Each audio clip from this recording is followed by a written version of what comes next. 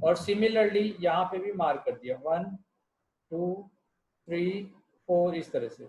अब क्या है बेटे 1,2 जाना है आपको। 1 का मतलब एक्स एक्सिस में 1, वाई एक्सिस में 2, तो ये आपको ये पॉइंट देगा। 3,4 ये हो गया, आप पहले इस डायरेक्शन में 3 आओगे, ठीक है, 3,4 ये पॉइंट आपको 3,4 मिल गया। अब 2 पॉइंट हो गया। अब 2 पॉइंट से पास होने वाली लाइन की हमें इक्वेशन निकालनी। तो आप देखो इन दोनों पॉइंट से अगर कोई लाइन पास होती है तो वो एक यूनिक लाइन होगी, ठीक है। तो अगर आपके पास कोई भी 2 पॉइंट गिवन है तो इन दोनों पॉइंट से पास होने वाली जो लाइन है वो एक यूनिक लाइन होगी। हमेशा 2 पॉइंट से जो पास होगी वो एक यूनिक लाइन होगी। इसीलिए मैंने क्या किया, मेरे पास जो यहाँ पे इक्वेशन दिया हुआ था, इस इक्वेशन में मुझे 2 पॉइंट चाहिए बस।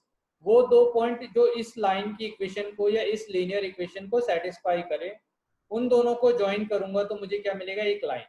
और मैंने इस सिंप्लीफाई करने के लिए एक को, दोनों में से किसी एक को जीरो ले लिया। किसी एक को मैं अगर जीरो ले लूंगा तो मुझे दूसरा वाला वैल्यू मिल जाएगा।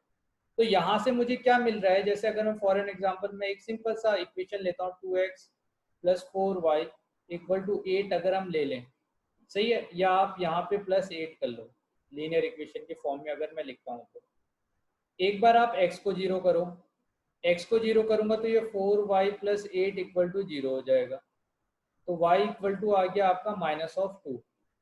y को अगर आपने जीरो किया तो आपको 2x + 8 = 0 आ जाएगा। तो x = होगा -4। सही है बेटे। तो ये हमें देखो 2 वैल्यू मिल गया ना। एक वैल्यू क्या हो रहा है, अगर x 0 है तो y का वैल्यू है -2। सेकेंड वैल्यू है कि x अगर -4 है तो y का वैल्यू कितना हो गया, 0। तो इन दोनों वैल्यू को आप कितनी आसानी से ड्रॉ कर सकते हो, देखो आपको इस रियल नंबर लाइन पे आपका जो कोऑर्डिनेट एक्सिस है इस पे ड्रॉ करना है। पहली वैल्यू है 0, 0 का मतलब है एक्स एक्सिस में 0 और वाई का वैल्यू -2।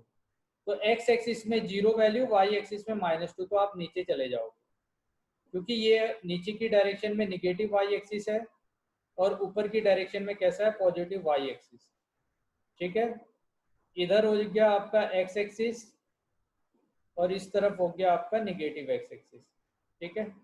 यहाँ तो यहाँ पे हम आएंगे तो -1 आएगा, -2 आएगा, -3 आएगा। तो ये वैल्यू एक मुझे मिल गया बेटे। सेकेंड वैल्यू क्या है आपका, -4,0। तो -4 यहाँ कहीं पे होगा, तो एक पॉइंट ये है, एक पॉइंट ये है, दोनों पॉइंट को मैं क्या करूँ, ज्वाइन कर दूँ। तो अगर इन दोनों पॉइंट को मैं ज्वाइन करूंगा तो आपको एक लाइन मिलेगी। अब देखो कितना आसान है लाइन ड्रॉ करना इसमें।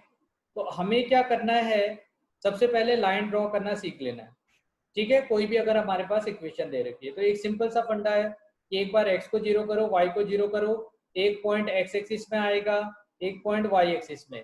x एक्सिस में याद रखना है कि x एक्सिस में y का वैल्यू हमेशा 0 होता है, x एक्सिस में y का वैल्यू हमेशा 0 होगा। तो ये वाला पॉइंट आपका होगा x एक्सिस में आएगा और y एक्सिस में x का वैल्यू 0 होगा, तो ये वाला वैल्यू आएगा आपका y एक्सिस में।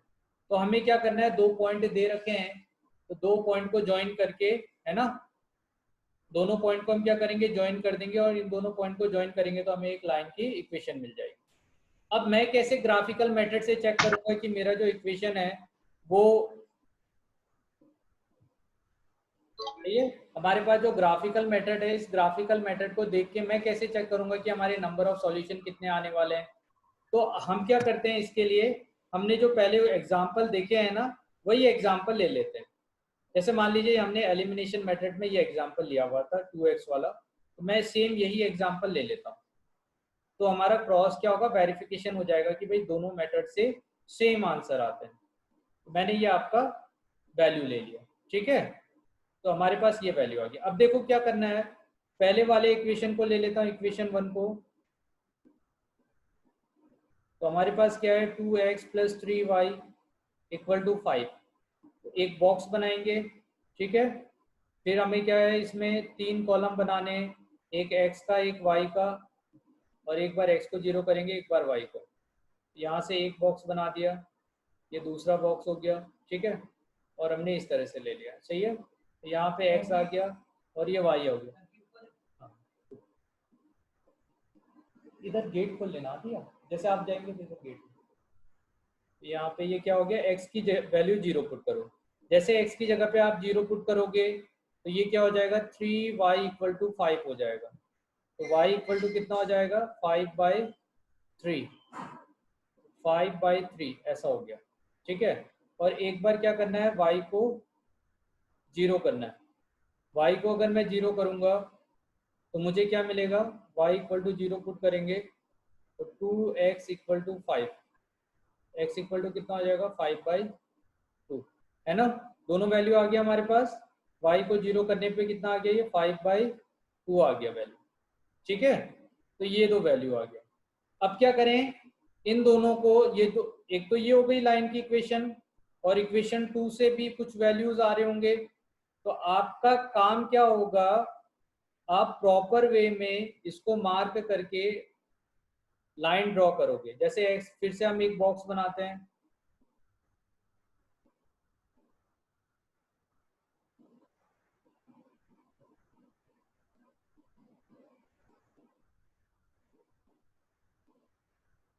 ठीक है, और इसमें फिर से क्या करना है, x ले लो, y ले लो।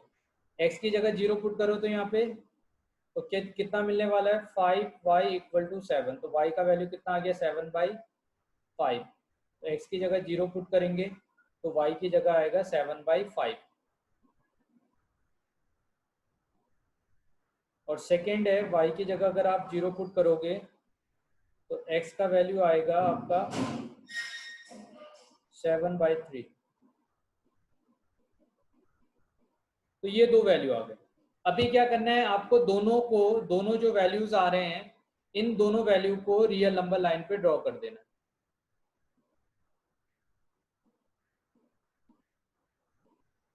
सही है।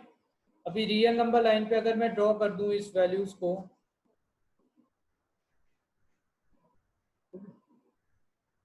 एक सेकेंड ना बेटे,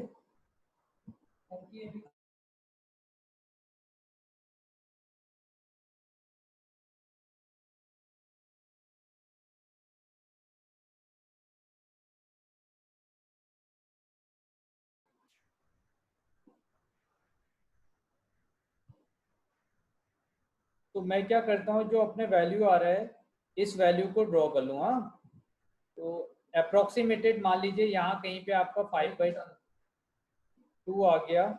सही है, x का वैल्यू और y का वैल्यू समथिंग, एक सेकेंड बेटे।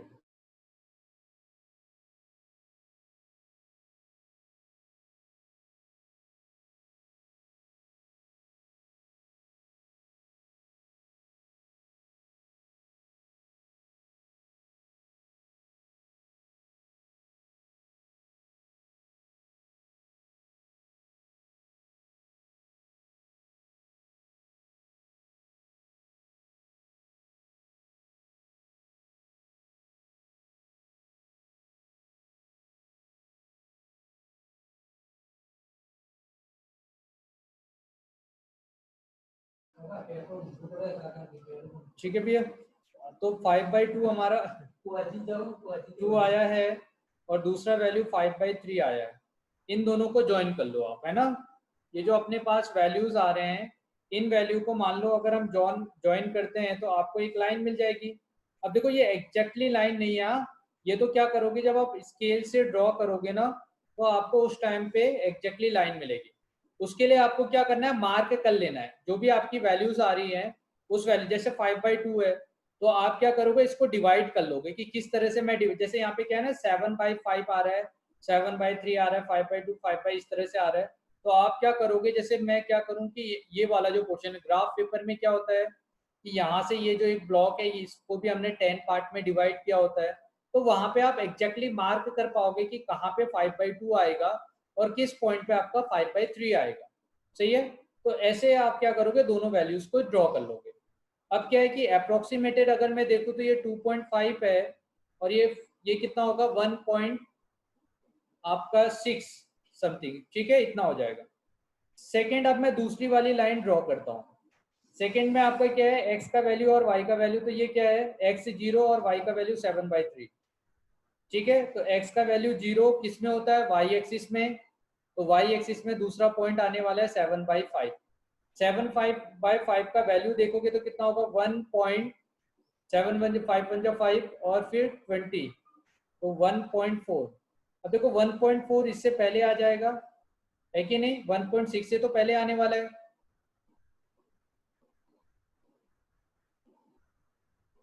ठीक है, तो 1.6 से आपका पहले आ जाएगा यहाँ कहीं पे वैल्यू, तो ये पॉइंट हो गया आपका 7/5।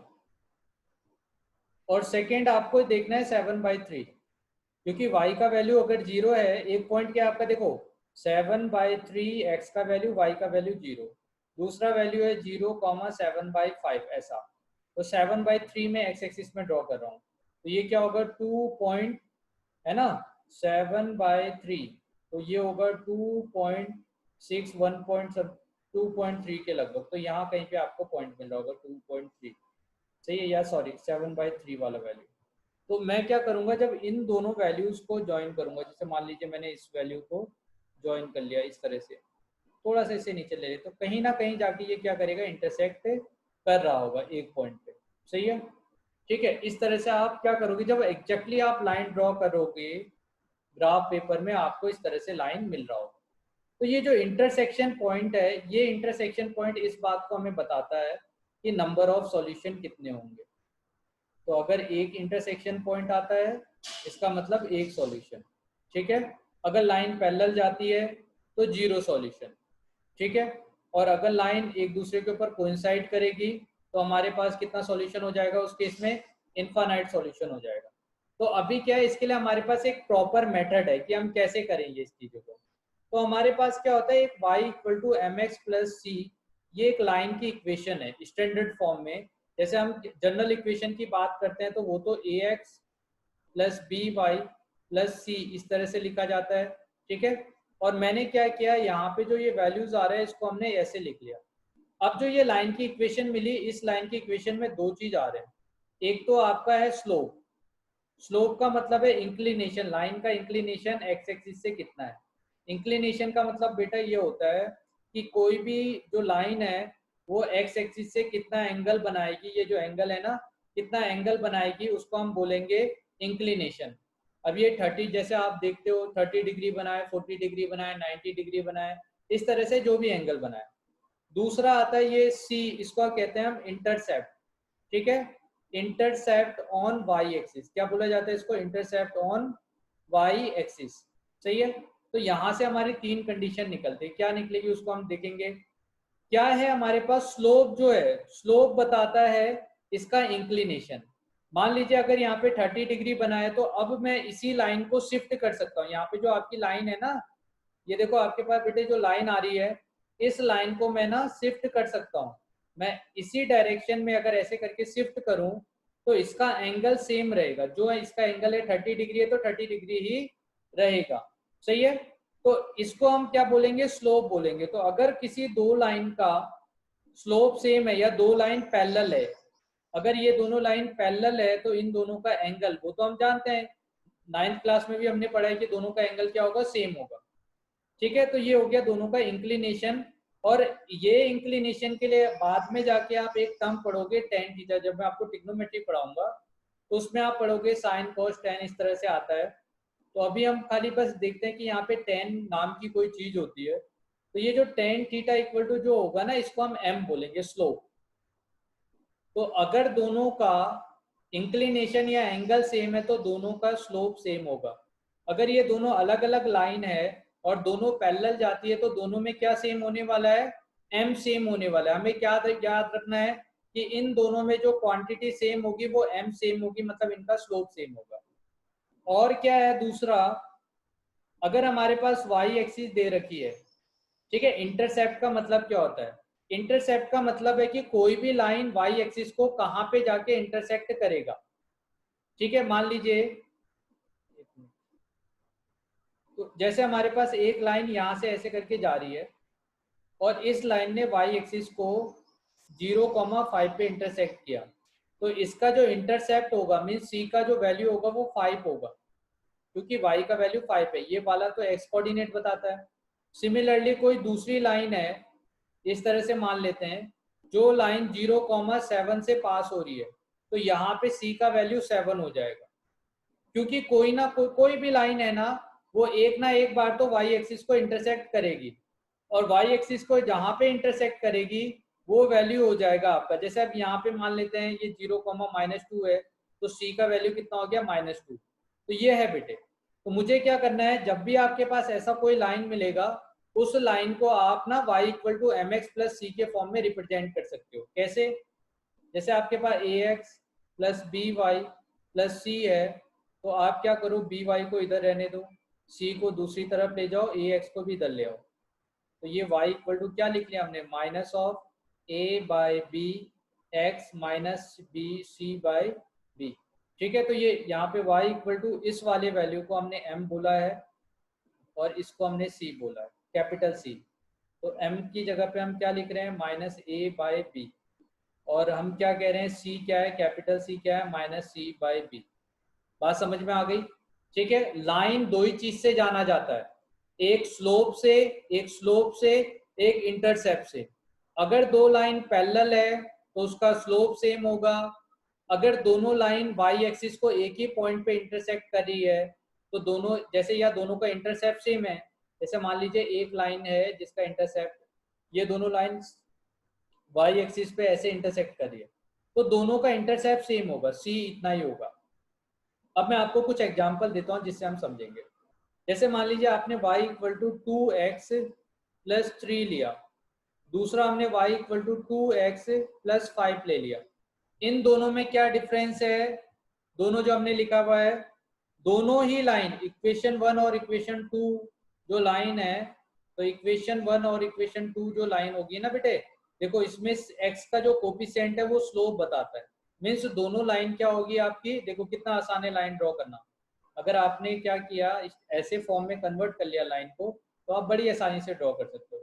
एक तो स्लोप हो गया 2 और इंटरसेप्ट कितना हो गया 5। एक का इंटरसेप्ट है 3, 0,3, एक का इंटरसेप्ट है 0,5, और दोनों ही लाइन पैरेलल है। क्यों? क्योंकि x का कोफिशिएंट दोनों में सेम है।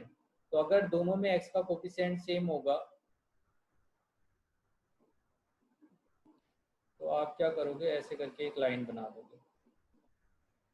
ठीक है, आपने ये लाइन बना दी। सिमिलरली यहाँ पे भी क्या होगा, एक लाइन बना दोगे ऐसे। तो ये दोनों, देखो दोनों लाइन मैंने क्या बनाई, पैरेलल। क्यों बनाई पैरेलल? क्योंकि x का जो कोफिशिएंट था, स्लोप था, वो दोनों में सेम। और ये जो c है, ये क्या बताता है, intercept on y axis, y axis में कहाँ से लाइन पास हो रही है। ठीक है, सही है। तो ये है किस चीज के पीछे का एक्सप्लेनेशन, जो अब मैं आगे आपको बताने जा रहा हूँ। होगा क्या, अगर मैं शॉर्टकट में कहूँ तो आपके पास 3 कंडीशन मिलेगी। एक तो पैरेलल की कंडीशन, मान लीजिए आपके पास दो लाइन की इक्वेशन है, a1x b1y + c1 = 0। दूसरी है a2x + b2y + c2 = 0। ये हमारे पास दो लाइन की इक्वेशन दी हुई है। Sorry, b1y + c1 = 0, b2y + c2 = 0, ऐसे। अब क्या है कि अब आपकी लाइन पैरेलल हो सकती है, इंटरसेक्टिंग हो सकती है, और क्या हो सकती है, कोइंसिडेंट, या कोइंसाइड कर सकती है। तो कोइंसिडेंट्स लाइन बोलते हैं इसको। ठीक है, अब क्या है, ये तीन जो हमारे पास कंडीशन हमारे पास दी हुई है ना, ठीक है, तो आप कैसे देखोगे इसको, अगर लाइन पैरेलल होगी तो दोनों का स्लोप सेम होगा, मतलब m दोनों का, m1 और m2 दोनों का सेम होगा। पैरेलल होने का मतलब ये तो नहीं है कि दोनों का y जो वैल्यू है वो सेम हो जाए। अब ये दोनों लाइन पैरेलल है, अब यही लाइन कोइंसाइड हो जाएगी कब, जब मैं क्या करूं, यहाँ पे जो लाइन आ रही है, मान लीजिए इस लाइन को मैं ऐसे लाता और दोनों का, देखो स्लोप सेम था, अब दोनों का क्या सेम हो गया, दोनों का इंटरसेप्ट भी सेम हो गया। अगर दोनों का इंटरसेप्ट सेम हो जाएगा तो दोनों लाइन कैसी हो जाएगी, कोइंसाइड होगी। और अभी लाइन कैसी है, पैरेलल। तो पैरेलल और कोइंसाइड में एक ही चीज का डिफरेंस है, पैरेलल में बस स्लोप सेम होता है, और अगर लाइन आपका कोइंसाइड होगी तो दोनों लाइन का स्लोप भी सेम होगा और दोनों लाइन का इंटरसेप्ट भी सेम होगा, दोनों चीज सेम होगी। इसका मतलब पूरा का पूरा पूरा लाइन सेम हो गया। तो जब दोनों लाइन सेम हो जाता है तो आप सोचो, एक लाइन की इक्वेशन मैंने 2x+3 ली है, दूसरी लाइन की इक्वेशन भी 2x+3 लूंगा, और मैं कहूंगा कि आपसे कि दोनों में डिफरेंस क्या है, तो दोनों में तो कुछ भी डिफरेंस नहीं है, एक ही लाइन है।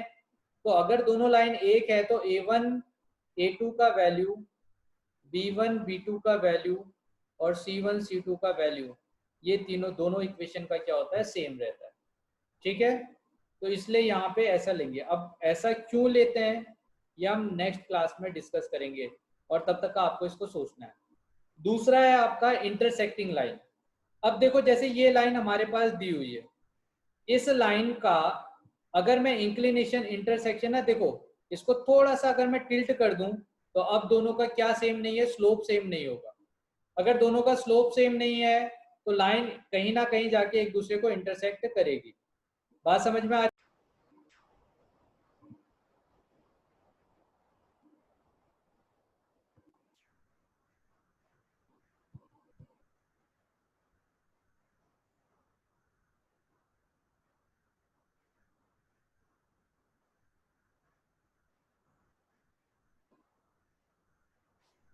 ठीक है बेटे, तो अभी क्या है ना, इस केस में a1 a2, ये जो है ना a1/a2 b1/b2, ये आपका स्लोप बता रहा होता है। अब क्या है, क्यों बताता है, ठीक है, इसे हम नेक्स्ट क्लास में डिस्कस करेंगे। तब तक आपको सोचना है कि ऐसा क्यों आ रहा होगा। फिर क्या है, यहाँ पे आपका थर्ड कंडीशन है c1/c2 is not equal to, अगर ऐसा है तो लाइन आपकी पैरेलल होगी। क्या दे रखा है कंडीशन, देखो सही, हम क्या देख रहे हैं यहाँ पे, तीन कंडीशन आपको याद रखनी है। अगर कोई भी दो लाइन पैरेलल होती है तो आप डायरेक्टली इसको देख के ना, a1 है x का कोफिशिएंट, b1 है y का कोफिशिएंट, c1 कांस्टेंट है, a2 है x का कोफिशिएंट, b2 y का, और c2 दिया हुआ है। ठीक है, ये हमारे पास वैल्यू है। अब क्या है, a1/a2 b1/b2 is not equal to c1/c2। Not equal to क्यों बोला, ये बताता है अगर ये दोनों चीजें सेम हो जाएगा, पहले की दो क्वांटिटी सेम है तो ये बताता है कि आपकी लाइन पैरेलल है। अगर थर्ड वाली क्वांटिटी c1/c2 भी सेम हो जाएगा, इसके इक्वल हो जाएगा, तो यहाँ पे हमें क्या मिल जाएगा कि ये लाइन क्या हो जाएगी, कोइंसिडेंट। तो पैरेलल और कोइंसिडेंट वाली लाइन में एक ही चीज का डिफरेंस है, वो किसका, c1/c2 का। ठीक है, और क्यों ऐसा हो रहा है इसको हम डिस्कस करेंगे, आपकी बुक में वैसे नहीं दिया है, मगर हम ये डिस्कस करेंगे कि ऐसा हो क्यों रहा है। और दूसरा क्या है, इंटरसेक्टिंग लाइन कब होती है, जब स्लोप इक्वल नहीं होता है, m1 is not equal to m2। तो अभी क्या है, आपको बस क्या करना है, दो लाइन चेक करना है। जैसे मान लो मैं डायरेक्टली देख के बता दूं, देखो 2x+3y+5, एक मैंने लाइन की इक्वेशन ले ली, एक 3x+4y प्लस मैंने 7 ले लिया। अब मुझे क्या करना है, रेशियो देखना है, x/2/3 ले लेंगे, x का रेशियो कितना है 2/3, और y का रेशियो कितना है आपका 3/4। अब आप ही बताओ कि 2/3 3/4 के इक्वल होगा क्या, तो मुझे क्या पता है कि ये इक्वल नहीं होगा। अगर इक्वल टू नहीं होगा तो इसको और इसको जब आप लाइन ड्रॉ करोगे तो ये कैसी लाइन आपको दे रहा होगा, इंटरसेक्टिंग लाइन देगा आपको। सही है, कैसी लाइन देगा आपको, इंटरसेक्टिंग लाइन देगा। सही है ना बेटे, इस तरह से आपको वैल्यू दे देगा।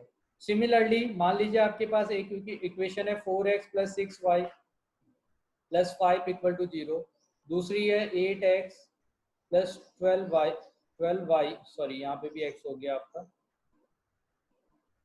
यहाँ y ले लेते हैं +5 इक्वल टू 0, और यहाँ पे हम कुछ भी ले लें, मान लीजिए 7 ले लिया। तो ये 4/8 और 6/12, जब आप इसको कैंसिल आउट करोगे तो ये 1/2 हो जाएगा,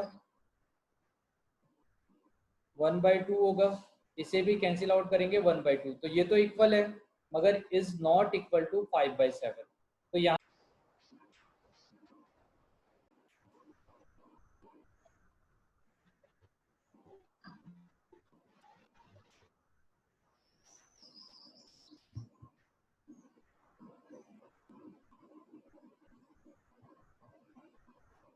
सॉरी बेटे, वो थोड़ा नेट नेट की दिक्कत हो रही है यहाँ पे। ठीक है, तो हम क्या देख रहे हैं कि यहाँ पे हमने दो तरह के एग्जाम्पल लिए। पहला एग्जाम्पल ये जिसमें इक्वल नहीं है, दूसरे में first a1 by a two b1 by b2 तो इक्वल हुआ, मगर नॉट इक्वल टू 5/7, तो ये क्या होगा, पैरेलल वाली।